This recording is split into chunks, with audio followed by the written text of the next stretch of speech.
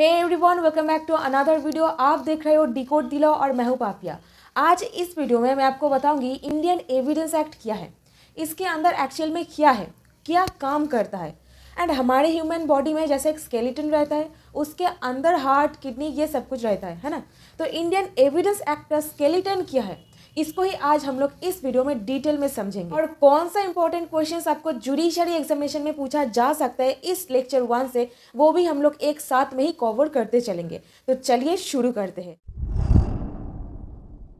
और अभी देख लेते हैं इंडियन एविडेंस एक्ट एक्चुअल में आया किधर से है, इसका रूट कहाँ पर है। तो देखिए, ब्रिटिश इंडिया में रॉयल चार्टर की वजह से प्रेसिडेंसी कोर्ट्स को एस्टैब्लिश किया गया। बॉम्बे, मुंबई, मद्रास, चेन्नई, कैलकाटा यानी कि कोलकाता, ये तीनों जगह पर प्रेसिडेंसी कोर्ट्स को एस्टैब्लिश किया गया था। और ये सारा कोर्ट्स में जो इंग्लिश रूल्स के एविडेंसेस लॉ था उसको फॉलो किया जाता था। बट थोड़ा सा प्रेसिडेंसी टाउन से बाहर जो मफुसिल एरियाज थे, वहाँ पर जो सारा का सारा कोर्स था, रूल ऑफ एविडेंस का फॉलो करना या फिर कोई भी एविडेंस का रूल रहना, इसका कोई नामो निशान नहीं था। कोई भी रूल्स वगैरह एविडेंस रिलेटेड मफुसिल कोर्ट्स में फॉलो नहीं किया जाता था। इसके लिए मफुसिल एरिया के जो सारे कोर्ट्स थे, वहाँ पर एक केओटिक सिचुएशन हुआ था। तो इसीलिए वहाँ पर एक ऐसा रियलाइजेशन हुआ था दैट एविडेंस रिलेटेड कोई लॉ का रहना बहुत ही इंपॉर्टेंट है सिचुएशन को हैंडल करने के लिए। And there were dire necessity for the codification of the law of evidence. Codification मतलब लॉ को सेक्शन वाइज इनकॉर्पोरेशन करना। जैसे कि जो सारे एक्ट्स का बेयर एक्ट आप देखते हो, वो एक कोडिफाइड एक्ट है। और जो सारे लॉज का कोई भी बेयर एक्ट नहीं होता है, जैसे कि मुस्लिम लॉ, लॉ ऑफ टॉर्ट्स, ये सारा का सारा अनकोडिफाइड एक्ट है। तो इसीलिए कोडिफिकेशन करना लॉ ऑफ एविडेंस का, इसका एक प्रयोजनीयता अनुभव हुआ था।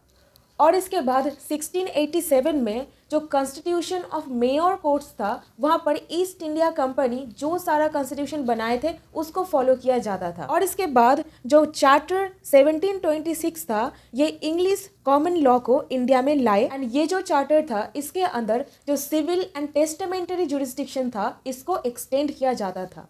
उस टाइम पर जो सारे पर्सनल लॉ रिलेटेड केस वगैरह फाइल होता, जैसे कि हिंदू मैरिज एक्ट, मुस्लिम पर्सनल लॉज, ये सारा का सारा जो पर्सनल लॉ के अंदर जो सारे मैटर्स कोर्ट में फाइल होता था, इसके लिए शास्त्र में जो बोला गया है एंड होली कुरान में जो बोला गया है, उसको फॉलो किया जाता था। और उस टाइम पर इंग्लिश कॉमन लॉ को फॉलो किया जाता था। इंडिया में एविडेंस लॉ का जो लीगल प्रोसीजर है, उसको कंडक्ट करवाने के लिए जो इंग्लैंड में प्रिवेलेंट था, मतलब जो इंग्लैंड में लॉ चलता था, वही इंडिया में फॉलो किया जाता था। और इसके बाद slowly and gradually principle of natural justice, equity and English common law एक बहुत ही इंपॉर्टेंट जगह ग्रैब कर लिया इंडियन लीगल सिस्टम में। इसके बाद जो फर्स्ट लॉ कमीशन था, headed by the Thomas Babington Macaulay, इन्होंने 3 ड्राफ्ट प्रिपेयर किए थे। IPC Indian penal code, CPC code of civil procedure, CRPC यानी कि code of criminal procedure. And जो सेकेंड लॉ कमीशन था, इन्होंने रिकमेंड किए थे दैट इंडिया का जो सारा लॉज है उसको कोडिफाई करने का बेसिस होना चाहिए इंग्लिश कॉमन लॉ। मतलब इंडिया का सारा लॉ को ड्राफ्ट किया जाना चाहिए on the basis of English law. अब इसके बाद जो एक थर्ड लॉ कमीशन अपॉइंट किया गया था 1861 में, इन्होंने प्रिपेयर किए थे इंडियन एविडेंस एक्ट 1872 का एक draft along with several other acts. And commission जो ड्राफ्ट प्रिपेयर किया था, उसको कोई भी फेवर नहीं मिला था इंडिया में। एंड इसके बाद 1870 में जो इंडियन एविडेंस एक्ट कोडिफाई करने का काम चालू हुआ, इसका पूरा दायित्व दिया गया था Sir James Fitzjames Stephen को। एंड इन्होंने जो ड्राफ्ट प्रिपेयर किए थे, वो selection commission, high court and जो सारे बार एसोसिएशंस के मेंबर्स थे, उनके द्वारा समर्थन किया गया था। एंड इसको लेजिस्लेचर के सामने प्रेजेंट किया गया था। एंड देन उसी ड्राफ्ट को इनैक्ट भी किया गया था। Sir James Fitzjames Stephen जो ड्राफ्ट प्रिपेयर किए थे, वहाँ पर रेलिवेंट इंग्लिश लॉ जो था, उसको इनकॉर्पोरेट करके इंडियन एविडेंस एक्ट का ड्राफ्ट प्रिपेयर किए थे। उसका मेन बेसिस था इंग्लिश लॉ ऑफ एविडेंस। और अभी आते हैं some salient features of the Indian evidence act. Number 1, not exhaustive of the rules of evidence, मतलब Indian evidence act in general application के बारे में बोलता है। Number 2, consolidating. कंसोलिडेटिंग मतलब सारे जगह से एक्ट्स को इकट्ठा करके एक जगह में डालना। Number 3, procedural law. Indian evidence act एक प्रोसीजरल लॉ है, बट सब्सटैंटिव लॉ के ऊपर कोई भी अफेक्ट नहीं डालता है Indian evidence act. Territorial extension, Indian evidence act पूरा इंडिया पर लागू होगा और जम्मू कश्मीर में जो Jammu and Kashmir reorganisation act है इसके साथ सेम लाइन पर ये एप्लीकेबल होगा। और next point, it applies to judicial proceedings. ये जो टर्म है इसको कहीं पर भी डिफाइन नहीं किया गया है इंडियन एविडेंस एक्ट पर, बट ये जो टर्म है कोड ऑफ क्रिमिनल प्रोसीजर में सेक्शन 2 क्लॉज 1 पर बोला गया है एनी प्रोसीडिंग्स जहां पर ऑथ दिलाया जाता है। तो ऑथ दिलाकर यानी कि शपथ दिलाकर जो प्रोसीडिंग्स होता है उसको जुडिशियल प्रोसीडिंग्स बोला जाएगा। तो इंडियन एविडेंस एक्ट सिर्फ और सिर्फ जुडिशियल प्रोसीडिंग्स में अप्लाई होगा।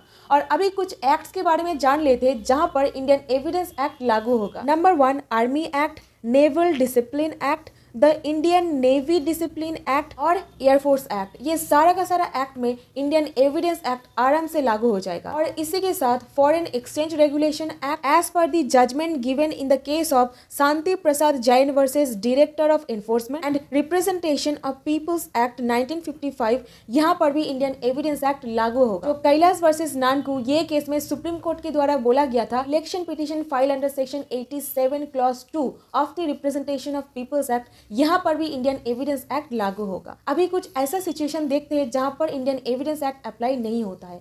नंबर 1, जो एफिडेविट हम लोग कोर्ट में फाइल करते हैं वहां पर अप्लाई नहीं होता है।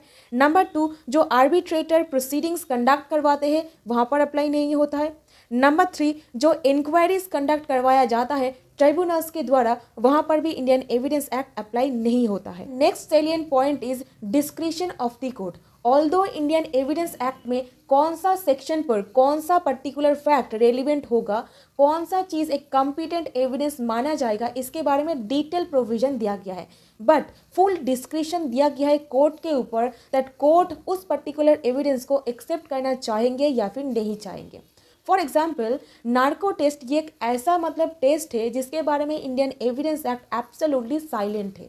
बट अगर नार्को टेस्ट में ऐसा कोई एविडेंसेस मिल जाता है और जिसको फिजिकली भी कोर्ट में ला करके हाजिर करवाया जाता है, सपोज मैं बोलती हूँ मैंने मर्डर किया है नार्को टेस्ट के दौरान, बट सपोज जो मर्डर वेपन होता है, सपोज एक चाकू, उसको पुलिस ऑफिसर्स जा करके मेरी गार्डन से लेकर के आते हैं ढूंढ करके, तब वो नार्को टेस्ट एडमिसिबल माना जाएगा कोर्ट के द्वारा। So that's why it is the discretionary power of the court, कोई भी एविडेंस को एडमिसिबल वो लोग करना चाहेंगे या फिर नहीं चाहेंगे। And next point, Indian evidence act both oral and documentary दोनों चीजों को ही, दोनों एविडेंस को ही एडमिसिबल करार देता है और इसके लिए प्रोविजन भी इनकॉर्पोरेट करता है। और next point, no place for hearsay evidence, मतलब इंडियन एविडेंस एक्ट सिर्फ और सिर्फ डायरेक्ट एंड सर्कमस्टेंशियल एविडेंस को प्रायोरिटी देता है, but there are certain exceptions to the rule of hearsay evidence that I will discuss in the next video. अभी next point is that privileges and protection to the witnesses, मतलब Indian evidence act certain categories of witnesses को, जो एक prime witnesses होते हैं,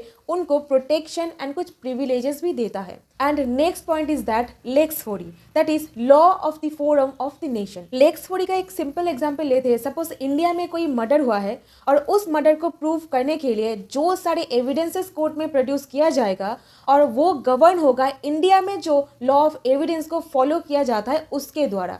अगर suppose कोई foreign national आ करके इंडिया में कोई क्राइम करता है, वो ये नहीं बोल सकता मैं एक रशियन हूँ इसीलिए रशियन जो लॉ है उसको फॉलो किया जाए, नहीं। तो लेक्स 40 मतलब जो प्लेस पर क्राइम कमिट हुआ है उसी प्लेस का जो सारे लॉज है उसको ही फॉलो किया जाएगा। देश में जो रूल्स वगैरह फॉलो होता है वो इंडिया में लागू नहीं होगा, इसीलिए लेक्स 40 यहाँ पर अप्लाई होगा, यानी कि law of the forum of the nation. और अभी जान लेते हैं इंडियन एविडेंस एक्ट को कितना पार्ट्स में डिवाइड किया गया है एंड कितना सेक्शंस वगैरह इसके अंदर डाला गया है। देखिए, इंडियन एविडेंस एक्ट को टोटल 3 पार्ट्स में डिवाइड किया गया है एंड 11 चैप्टर्स में डिवाइड किया गया है। एंड यहाँ पर एक प्रियम्बल है एंड 167 सेक्शंस यहाँ पर डाला गया है along with 1 schedule in the original act 1872। Part 1 deal करता है chapter 1 and 2 section 1 to section 55। Part 2 deal करता है चैप्टर 3 से लेकर चैप्टर 6 तक, section 56 to section 100। And part 3 में चैप्टर 7 से लेकर चैप्टर 11 तक, यानी कि सेक्शन 101 से लेकर 167 तक। और यहीं पर ही जो सारे सेक्शंस यहाँ पर डाला गया है वो डिटेल में कौन सा चीजों के बारे में डिस्कस करता है, ये जानने के लिए आप मेरा ये वीडियो जरूर रेफर कर सकते हो, कौन सा सेक्शंस पर्टिकुलरली कौन सा चीज को लेकर के डील करता है। और अभी आगे बढ़ती हूँ object of the Indian evidence act, और अभी आती हूँ object of the Indian evidence act. देखिए, अगर ब्रॉडली कैटेगराइज किया जाए तो इंडियन एविडेंस एक्ट में मेनली दो कैटेगरी में डिवाइड किया जा सकता है। Number 1 substantive laws, number 2 adjective laws. Substantive laws यानी कि वो लॉज जो सारा कोई राइट्स, ड्यूटीज एंड लाइबिलिटीज को असर्टेन करता है।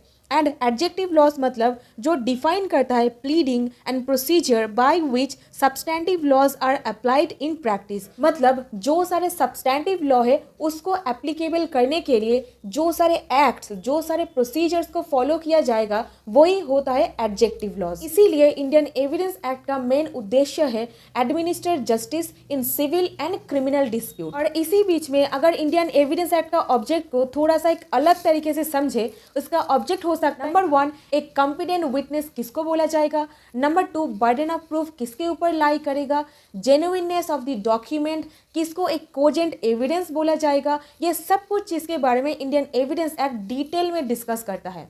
और अभी समझ रहे थे इंडियन एविडेंस एक्ट के हिसाब से जुडिशियल प्रोसीडिंग्स क्या है एंड जुडिशियल प्रोसीडिंग्स का एग्जाम्पल क्या है। देखिए, तो इंडियन एविडेंस एक्ट में जुडिशियल प्रोसीडिंग्स को डिटेल में डिस्कशन नहीं किया गया है, इनफैक्ट इसका कोई डेफिनेशन भी नहीं दिया गया है।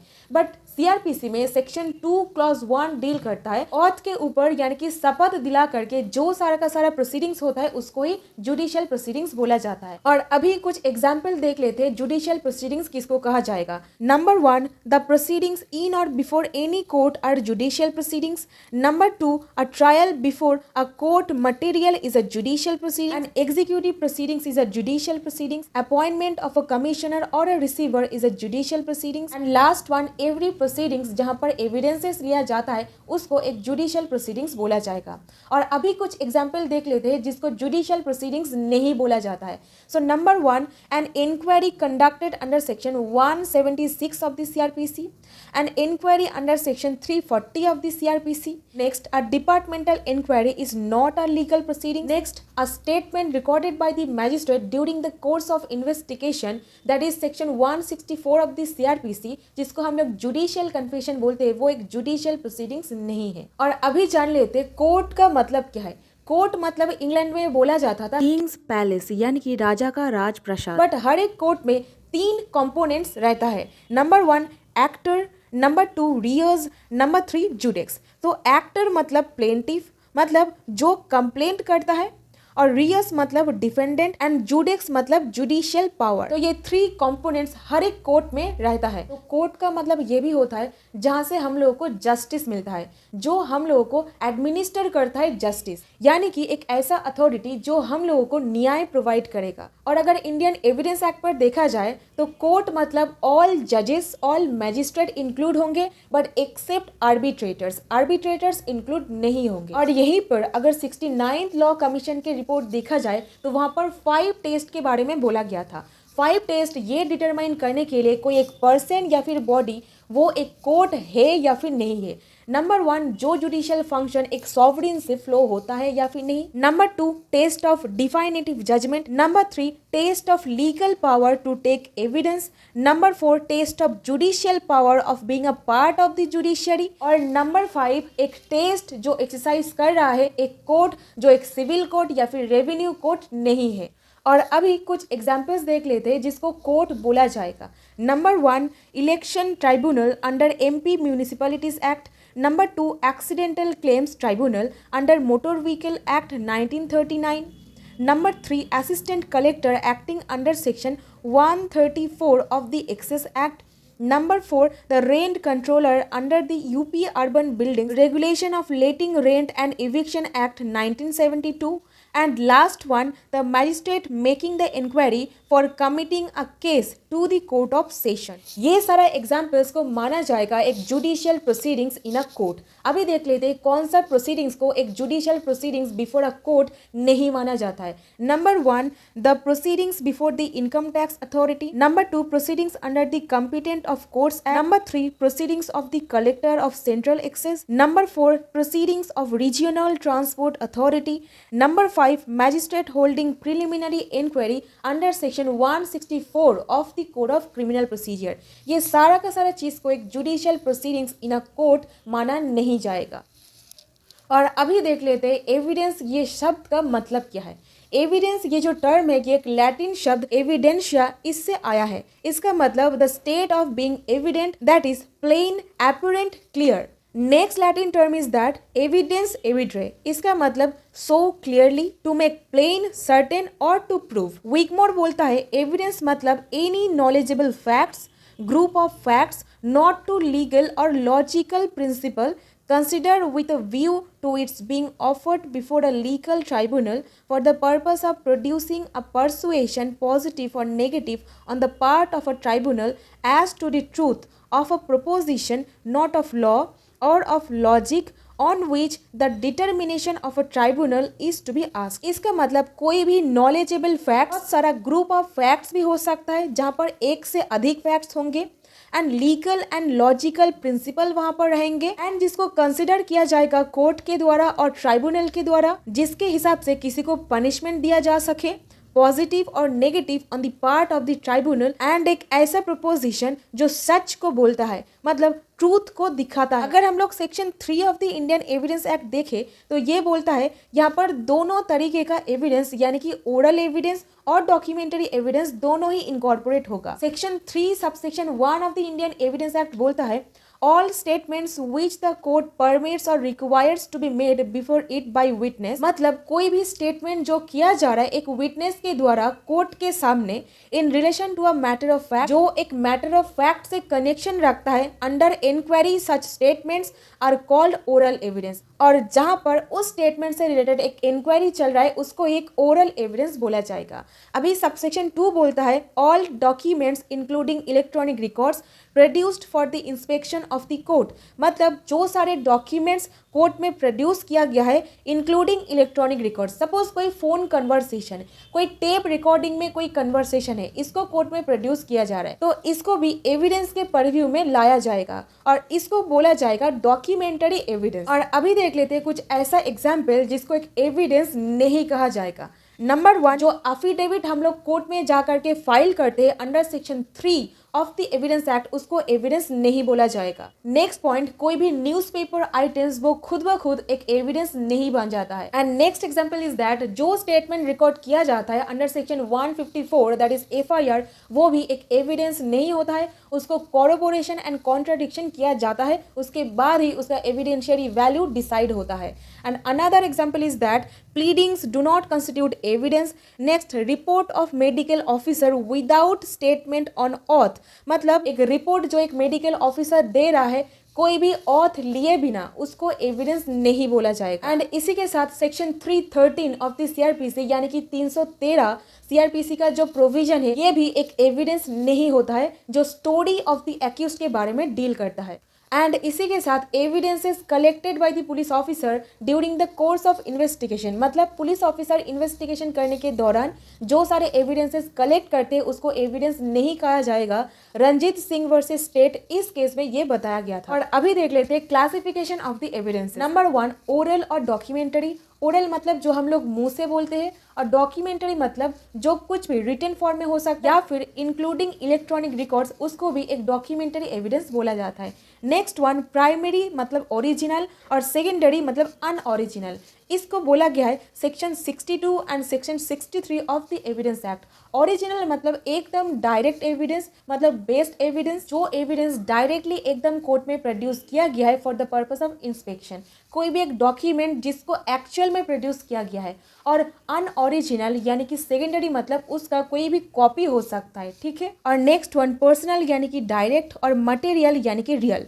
पर्सनल मतलब जो ओरल एविडेंसेस होता है उसको पर्सनल बोला जाता है। सपोज ए मर्डर किया है बी का एंड सी उसको देख लिया है, तो सी कोर्ट में पर्सनली जा करके जो बोलेंगे उसको पर्सनल एविडेंस या फिर डायरेक्ट एविडेंस बोला जाएगा।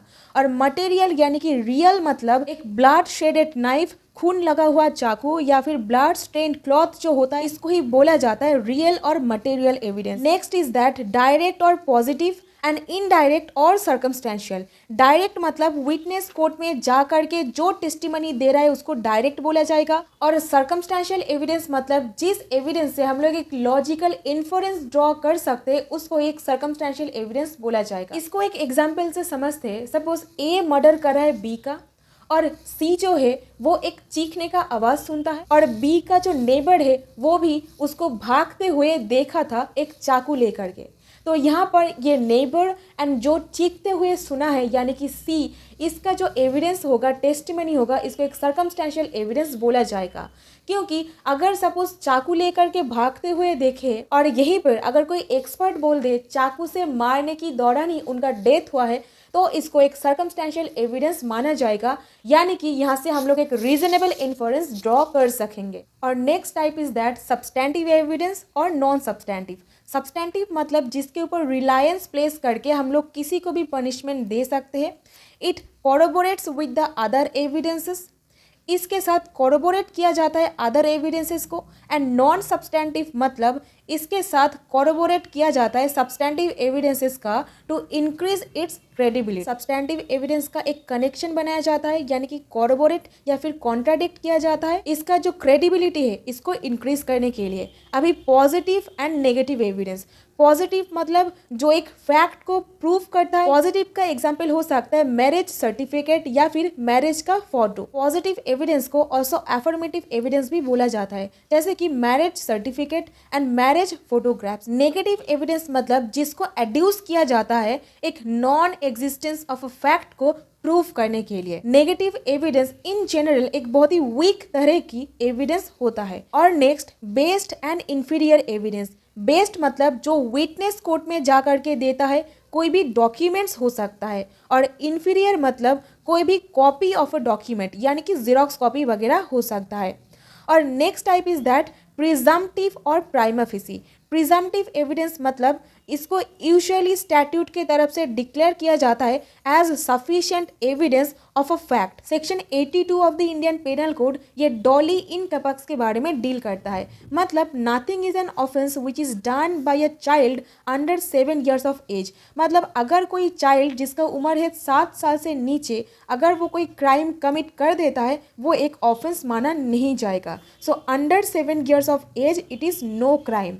एंड इसी के साथ जो सेक्शन 84 है ऑफ द आईपीसी ये नॉन कंपोज मेंटिस के बारे में डील करता है। यहाँ पर भी बोला गया है nothing is an offence which is done by a person who is at the time of doing it. मतलब क्राइम करने के वक्त by reason of unsoundness of mind, जिसका मतलब एक अनसाउंडनेस ऑफ माइंड, पागल हो सकता है, incapable of knowing the nature of the act. मतलब वो इंसान जो क्राइम या फिर एक्ट वो कर रहा है उसका नेचर क्या है, ये करने से किसी का मर्डर हो सकता है, ये समझने का क्षमता उसके अंदर नहीं है। और that he is doing what is either wrong और कॉन्ट्रैरी टू लॉ। और जो काम वो कर रहा है वो हो सकता है एक गलत एक्ट है या फिर कॉन्ट्रैरी टू लॉ है, यानी कि लॉ उसको प्रोहिबिट करता है या फिर कॉन्ट्राडिक्ट करता है। अभी नेक्स्ट तरीके का evidence is that conclusive evidence, corroborative evidence and substantive evidence. इसको हम लोग डिटेल में समझेंगे जब आगे में section 156, section 157, section 158 of the Indian evidence act detail में केस लॉ दे करके समझेंगे। अभी आती हूँ नेक्स्ट टॉपिक पर,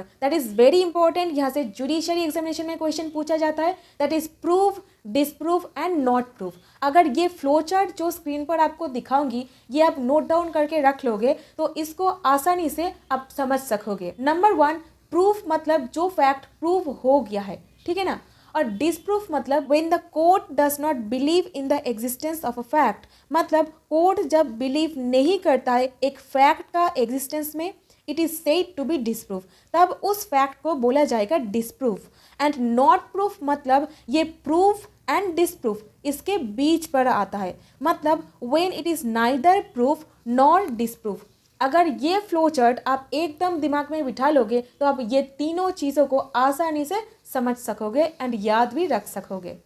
अभी डिसप्रूफ को आप एक केस लॉ दे करके सपोर्ट कर सकते हो, that is Ismail Ahmad property versus Momini Bibi and others. ये केस में क्या हुआ था, प्लेंटिफ डिफेंडेंट का एक लेजिटिमेट सन होने का दावा कर रहा था। अब डिफेंडेंट प्लीड कर रहा था कि वो प्लेंटिफ से डाइवोर्स मांग लिया था उसका जन्म होने से पहले बाय एग्जीक्यूटिंग अ तलाकनामा। बट ये जो तलाकनामा था इसको कोर्ट में आइदर पार्टी के द्वारा प्रोड्यूस नहीं किया गया था। It was held by the privy council that यहाँ पर कोई भी एडवर्स इन्फ्लुएंस ड्रॉ नहीं किया जा सकता था क्योंकि तलाकनामा को कोई भी प्रोड्यूस नहीं कर सके थे कोर्ट में। तो इस फैक्ट को, इस सिचुएशन को बोला जाएगा एक डिसप्रूफ सिचुएशन। और अभी समझते हैं एक छोटा सा term that is standard of proof. Standard of proof मतलब जिसके ऊपर बेस करके कोई भी एविडेंस को हम लोग प्रूव कर सकेंगे, कोर्ट में प्रमाण कर सकेंगे। तो स्टैंडर्ड ऑफ प्रूफ ऐसा होना चाहिए जिसके ऊपर बेस करके हम लोग किसी को भी पनिशमेंट दिला सकेंगे। सो कितना हाई डिग्री होने पर कोई इंसान को पनिशमेंट दिला जा सकता है, यही डिसाइड करता है स्टैंडर्ड ऑफ प्रूफ। तो क्रिमिनल जूरिस्प्रूडेंस में कोई भी इंसान को पनिशमेंट दिलाने के लिए स्टैंडर्ड ऑफ प्रूफ का क्वालिटी बहुत ही हाई रहना पड़ता है। अगर वो स्टैंडर्ड मैच नहीं करेगा तो कोई भी इंसान को पनिशमेंट नहीं दिया जा सकेगा। तो इसीलिए standard of proof is very important. और अभी स्टैंडर्ड ऑफ प्रूफ को सपोर्ट करने के लिए अब TN Shankar Prasad versus state of Andhra Pradesh, ये केस को आप सपोर्ट कर सकते हो। यहाँ पर बोला गया था स्टैंडर्ड ऑफ प्रूफ को ऐसा होना पड़ेगा, degree of probability having its existence इसके ऊपर मैटर करेगा एंड एक ऑर्डिनरी प्रूडेंस मैन भी इसको समझ सकेगा। Last and final point of this video is that document. Document मतलब क्या? डॉक्यूमेंट ये जो शब्द है, जैसे कि हम लोग section 3 of the Indian evidence act में पढ़े, that evidence act oral plus document दोनों को ही एडमिसिबल मानता है। सो डॉक्यूमेंट मतलब कोई भी एक रिटन डॉक्यूमेंट है, जैसे कि कोई मैप हो सकता है या फिर कोई आर्किटेक्ट एक प्लान बनाया है कोई बिल्डिंग बनाने का, वो एक डॉक्यूमेंट होगा, या फिर कोई इलेक्ट्रॉनिक रिकॉर्ड वगैरह, वो भी एक डॉक्यूमेंट के परव्यू में आएगा। एज पर section 3 subsection 2 of the evidence act कोई भी लिथोग्राफ, फोटोग्राफ, ये भी डॉक्यूमेंट के परव्यू में आएगा। And section 3 of the Indian evidence act में जो डॉक्यूमेंट का मतलब बताया गया है वही सेम मीनिंग बोला गया है section 29 of the Indian penal code. Basically document मतलब एक ऐसा मटेरियल जो ह्यूमन थॉट्स को एक डॉक्यूमेंट करता है, मतलब रिकॉर्ड करता है, उसको एक डॉक्यूमेंट बोला जाएगा। सो आई होप आपको समझ में आया है एविडेंस एक्ट में कौन सा चीज़ बोला गया है, क्या चीज़ को ले करके इंडियन एविडेंस एक्ट पूरा बना है। और आगे आने वाले वीडियोस में हम लोग डिटेल में समझेंगे एक के बाद एक जो सारे स्केलेटन्स, जो सारे ऑर्गन्स मैं आपको बताई, इसको डिटेल में केस लॉ दे करके समझेंगे। So this was the basic structure और skeleton of the Indian evidence act. और अभी ये रहा कुछ क्वेश्चंस इस टॉपिक से जुड़ा हुआ जो आपके जुडिशरी एग्जामिनेशन में या फिर कोई भी एग्जामिनेशन में आपको पूछा जा सकता है। अगर आप टॉपिक के साथ ही क्वेश्चन एक बारी में ही पढ़ लोगे तो किसी भी चीज़ के लिए आप एकदम रेडी रहोगे। तो आई होप आपको समझ में आया है। नेक्स्ट वीडियो में डिटेल में हर एक चीज़ को पकड़ करके समझेंगे। तो मिलती हूँ नेक्स्ट वीडियो पर। Till then stay happy, stay blessed, keep learning new things and thank you so much for watching this video.